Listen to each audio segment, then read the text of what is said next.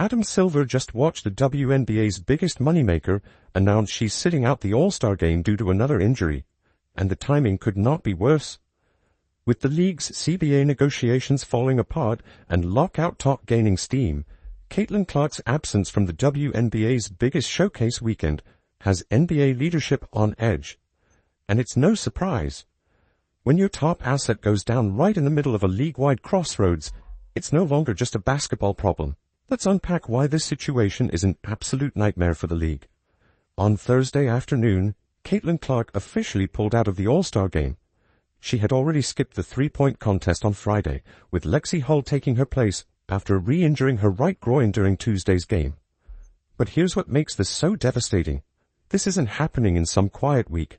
It's unfolding during the exact moment league executives are negotiating a new collective bargaining agreement, one that could determine whether or not the WNBA even has a 2026 season. Adam Silver has already gone on record saying, "Of course I want Caitlin to be treated fairly and appropriately in this league." So when he sees her miss the league's biggest event due to what many believe is poor injury management, it's more than just concern. It's a red flag.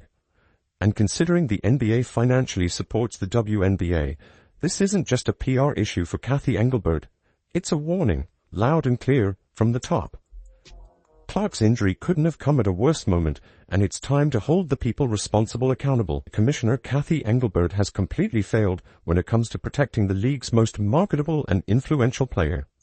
Veteran sports columnist Christine Brennan has openly called Engelbert out, pointing to how she dodges questions about Clark and redirects to other players like Angel Reese, even when Clark is the only one being asked about. That's not leadership, that's spin. And fans aren't buying it. In terms of the comments, in terms of the way the Commissioner Cathy Engelbert, who I've known and I like, the way she has trouble talking about Caitlin Clark, or if she's asked about Caitlin, then she will say, well, Caitlin and Angel. Well, she wasn't asked about Angel, she was asked about Caitlin. This incredible inability to deal with the facts and to state the obvious, it is astounding to me how Cathy Engelbert doesn't come out after the Marina Mabrey hit and say, that's unacceptable, refs got it wrong. Okay, should have been kicked out then, you weren't. This is the person in charge of pushing the league forward, and she can't even speak Clark's name without pivoting. It's not just a missed PR opportunity, it's a leadership vacuum. And the numbers don't lie. Since Clark went down, national WNBA viewership has plummeted. Games featuring the Indiana Fever on national TV dropped from an average of over 1.8 million viewers to just 847,000 after her injury, a 53% collapse. That's millions of dollars disappearing, and Engelbert is acting like the league is fine. And how did we get here? Let's talk about the officiating disaster that led to this moment. According to kinesiology expert Dr. Lucas Seafarer, 141 injuries have been reported across the WNBA since opening night. That's out of just 179 active players. In a 44-game season, that's an absurdly high rate of injury. It should have triggered immediate action from the league's leadership, but Engelbert has responded with the urgency of a wet napkin. Officiating has been so poor that WNBA legend and broadcaster Rebecca Lobo has been forced to call it out live on air. During a game, she walked viewers through multiple missed fouls on Caitlin Clark, saying, "There's a grab, there's a hold, another grab, that's a foul, that's a foul." When Hall of Famers are forced to publicly call out officiating in real time, that's not a minor issue. It's a total breakdown of league credibility. And it's not just media. Caitlin Clark's own coach, Stephanie White of the Indiana Fever, has had to go public again and again about the officiating disaster. After multiple games, she's voiced her outrage, saying, "I thought she got fouled." It's pretty egregious what's been happening to us. The disrespect toward our team has been unbelievable. I thought she got fouled. I think it's pretty egregious what's been happening to us the last few games. A minus 31 free throw discrepancy. And I might be able to understand it if we were just chucking threes. But we're not. We're attacking the rim. And the disrespect right now for our team, has been pretty unbelievable. So it's disappointing. That's not a coach being emotional. That's a coach calling out a systemic failure. But it didn't stop there. After Clark took repeated hits in a game against the Connecticut Sun, White gave a fiery post-game press conference, blasting the referees for losing control and criticizing the league for its ongoing inaction. She didn't hold back, saying, "Everyone's improving, except the officials." In other words, this isn't a new problem. It's a known issue that's been ignored year after year under Cathy Engelbert's watch. While the league has grown in popularity and relevance, the officiating has somehow gotten worse. That's unacceptable. And the groin injury that's now sidelined Caitlin Clark for All-Star Weekend, it's a direct result of these failures. Missed calls, unchecked physicality, and total lack of league accountability. Marina Mabrey shoved Caitlin Clark to the floor after a dead ball, a clear act of aggression. At first, officials handed out only a technical foul, but after fans erupted in outrage, the league was forced to upgrade it to a flagrant 2. They didn't get it right in real time. They only corrected the call after being humiliated publicly. Even Clark's brother Colin voiced his frustration on social media, blaming the officials for poor game control that directly led to his sister getting hurt. When family members are speaking out that publicly, it's not just emotion, it's a desperate plea to stop watching their loved one get injured due to complete officiating failure. Cathy Engelbert's response? Completely dismissive. When pressed about growing criticism around officiating, her reply was, "It's interesting. No winning team ever complains about officiating. No losing team ever doesn't." That's not leadership. That's tone-deaf arrogance from someone out of touch with the seriousness of the issue. And the business fallout from Engelbert's mismanagement is massive. In 2024, 23 WNBA games surpassed 1 million viewers. Clark played in all but 3 of them. You have to scroll down to the 15th most watched game to find one without the Indiana Fever. Caitlin is the ratings engine of the league, and Engelbert still hasn't managed to protect her. The impact on revenue is just as staggering. ESPN's WNBA ratings soared 170%, from 454,000 to over 1.2 million average viewers. ION saw a 133% increase compared to 2023, all because of Clark.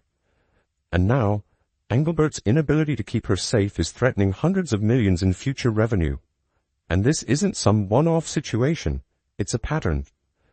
Just this past Tuesday, the Fever Sun game ended with 5 technicals, 3 ejections, 2 flagrant fouls, and 1 total disaster. Referees completely lost control. And why? Because they've been allowed to operate without any real accountability or structure. Just look at the betting market. When Clark went down, sports betting activity on Fever games dropped nearly 50% immediately. That kind of drop-off from a single player's absence tells you everything about her value. She's not just a star. She's the heartbeat of the league's entire business model. Adam Silver sees it. He knows Clark has brought unprecedented attention to women's basketball. But he's also raising red flags about how she's being treated. When the commissioner of the funding partner league goes on the record with subtle but firm concern, it's not just a warning, it's a final notice. Fix this. And this issue goes beyond Clark. Kelsey Plum recently snapped after constant non-calls, venting in a profanity-laced rant. "I get fouled like that every possession. They just don't call anything." This officiating breakdown is affecting multiple stars. Coaches and players are fed up. They say calls are wildly inconsistent.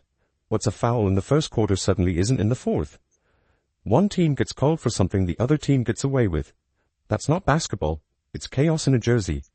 And the All-Star Weekend, it's now a symbol of everything that's gone wrong. Clark's image is everywhere in Indianapolis, from the airport, to billboards, to the arena. The entire event was built around her. And now, she's benched due to repeated injury and mismanagement. Layer in the ongoing CBA talks, and the picture becomes even worse.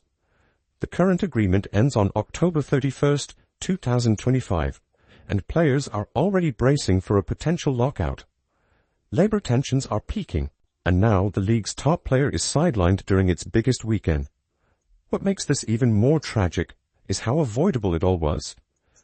Clark never missed a college game. She was the definition of durability, but under WNBA care, she's now missed multiple stretches. 5 games with a quad injury in May, another 5 with a groin strain in July. This is a player who was once untouchable physically, and now she can't stay healthy. The numbers are terrifying. Her return game drew 2.2 million viewers, peaking at 2.8 million, up 76% over last year's average ABC WNBA game. Her presence alone drives ratings to unprecedented highs. Without her, the league bleeds audience, relevance, and revenue. Even longtime journalists like Christine Brennan are speaking out, saying they like Engelbert personally, but the league office is completely failing to properly market its biggest draw. When veteran media voices start airing grievances in public, it's not nitpicking, it's a full-blown call-out. Meanwhile, fans are mobilizing. Online petitions are popping up demanding officiating reform. One petition reads, "Since Caitlin Clark's arrival, Indiana Fever games have been plagued by missed calls, questionable officiating, and zero discipline for dangerous play." That's not feedback. That's a movement. The pattern of Clark's injuries is even more concerning. Analyst Rachel Dia pointed out how the injuries keep shifting. Left quad, left groin, right groin, suggesting her body mechanics are being thrown off from repeated hits. This isn't just wear and tear, it's systemic breakdown caused by unchecked abuse on the court. The stakes couldn't be higher. The top 10 WNBA games in viewership since 2002? All happened this year. All featured Caitlin Clark. Her importance to the league isn't debatable. It's historical. It's foundational. She's already delivered record-breaking numbers, and now she's being broken by the very league she's saving. Silver's earlier comments about treating Clark fairly and appropriately now carry heavier weight. Because this isn't just about player care, it's about billion-dollar consequences. The WNBA was projected to surpass $1 billion in revenue this year, mostly due to Caitlin's influence. Her well-being is no longer just a sports issue. It's a business emergency. The contrast is sharp. Clark gave the league a goldmine, 12.3 million viewers for her Iowa finale, 14.2 million for the Final Four. That Final Four was ESPN's most watched basketball game ever, men's or women's. And what has the WNBA done with this opportunity? Mismanaged it at every turn. The All-Star Weekend is now the perfect metaphor for the Engelbert era. Massive expectations, massive promotion, and a massive letdown. Everything happening now reflects what's being debated in CBA negotiations. Players want a share of rising revenue, and they deserve it. But how do you even start that conversation when the very person driving that revenue is constantly injured due to officiating chaos? Even internationally, this mess has consequences. If Caitlin Clark can't stay healthy in the WNBA, overseas leagues start looking more attractive. The WNBA's growth is tied directly to her availability, and right now, Engelbert is putting all of it at risk. And the worst part, all of this was avoidable. Better officiating, clearer leadership, stronger protection for stars. But instead, we have a broken system, part-time refs, paid per game, juggling duties between NCAA and WNBA. No consistency, no training standard, and zero long-term accountability. That structure is failing, badly. And the result? Your most important player just missed your biggest event in her home state because your refs couldn't do their job.